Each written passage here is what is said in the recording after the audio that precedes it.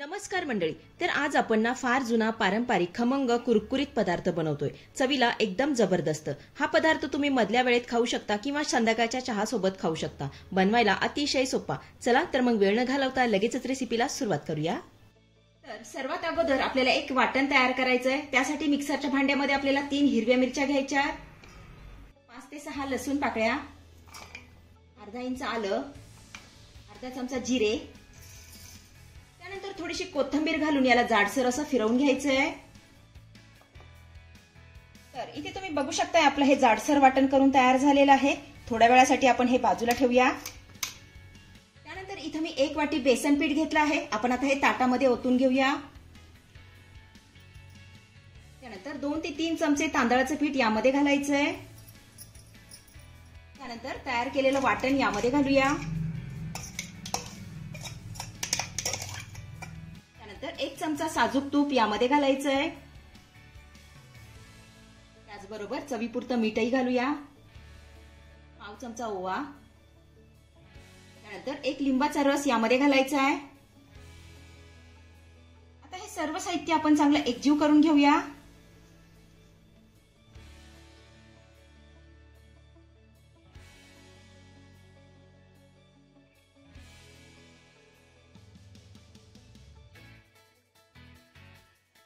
इथे आपलं सर्व साहित्य छान असं एकजीव करून झालं की यामध्ये आपल्याला चिमूटभर खायचा सोडा घालायचा आहे. आता हा देखील चांगला मिक्स करून घेऊया.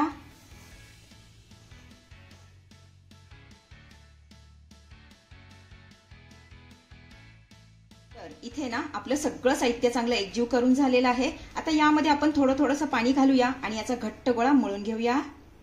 पाणी आपल्याला अगदी थोडं करूनच घालायचंय. याला चांगलं मिक्स करून घेऊया.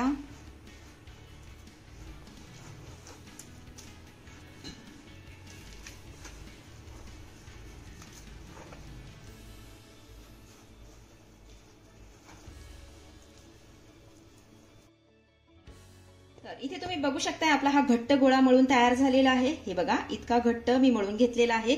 आता याचे आपल्याला छोटे छोटे गोळे तयार करून घ्यायचे. थोडंसं मिश्रण आपल्याला काढून घ्यायचंय. हे बघा. त्यानंतर याला हातावर छान असं गोल करून घेऊया. हे बघा. आता अशाच पद्धतीचे आपण सगळे गोळे तयार करून घेऊया.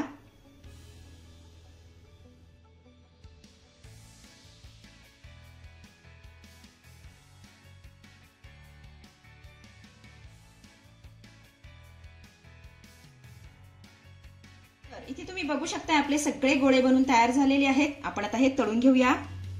त्यासाठी कढईमध्ये मी तेल गरम करण्यासाठी ठेवलेलं आहे. आता हे तेल आपल्याला चांगलं गरम करून घ्यायचंय. तर इकडे आपलं तेलही चांगलं गरम झालेलं आहे. आता यामध्ये आपल्याला तयार केलेले गोळे सोडायचे आहेत.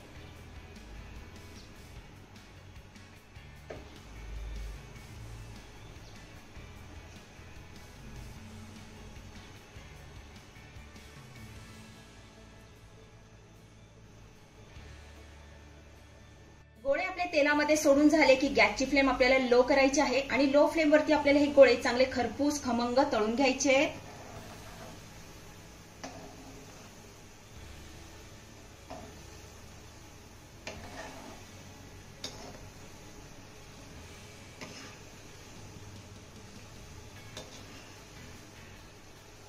तर इथे तुम्ही बघू शकता आपल्या गोळ्यांना छान असे लेअर सुटलेले आहेत. हे बघा. म्हणजे आपले हे गोळे आतपर्यंत चांगले तळले जातात. आतमध्ये कच्चे राहत नाही. अजून आपण हे थोडेसे तळून घेऊया.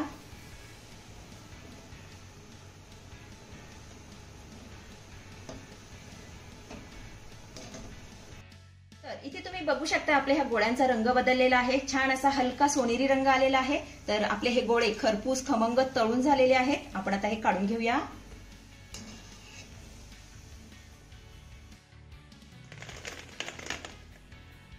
इथे तुम्ही बघू शकता आपले हे गोळे छान असे तळून झालेले आहेत. आता हे गोळे छान असे चविष्ट लागण्यासाठी याला एक मस्त फोडणी देऊन घेऊया. तर आपले गोळे तळून झाल्यानंतर जास्तीचं तेल मी काढून घेतलं आणि यामध्ये फक्त 1 ते 1.5 चमचा तेल शिल्लक ठेवलेलं आहे. आता हे तेल आपल्याला चांगलं गरम करून घ्यायचंय. तेल आपलं चांगलं गरम झालं की यामध्ये आपल्याला अर्धा चमचा मोहरी घालायची आहे. त्याचबरोबर अर्धा चमचा जिरे घालूया. पाव चमचा हिंग. त्यानंतर बारीक चिरलेली कढीपत्त्याची पाने यामध्ये घालायची आहेत. 1 चमचा तीळ, नंतर 2 चमचे किसलेलं सुकं खोबरं यामध्ये घालायचंय, थोडंसं मीठ घालूया आणि बारीक चिरलेली कोथिंबीर यामध्ये घालूया। आता ही फोडणी आपल्याला चांगली परतून घ्यायची आहे।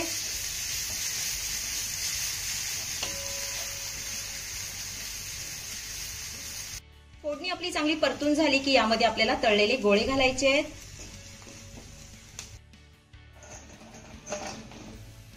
त्यानंतर घातलेले गोळे आपल्याला 1 ते 1.5 मिनिटं चांगलं परतून घ्यायचे आहेत।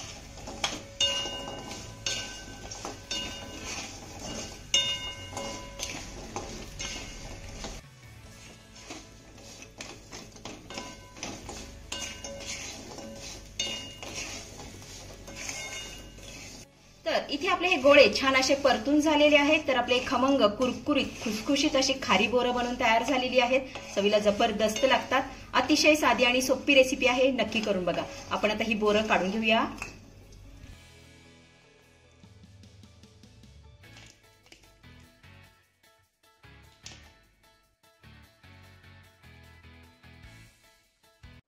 तर मंडळी, आजची रेसिपी तुम्हाला कशी वाटली, आवडली असेल तर मला कमेंट करून सांगायला अजिबात विसरू नका। आणि हो, सर्वात महत्त्वाचं म्हणजे खाली असलेलं सबस्क्राईबचं बटन दाबून शेजारीच असलेलं घंटीचं बटन दाबून ऑलवर क्लिक करा, जेणेकरून येणाऱ्या माझ्या नवनवीन रेसिपींचं नोटिफिकेशन सर्वात आधी तुम्हाला दिसेल। धन्यवाद।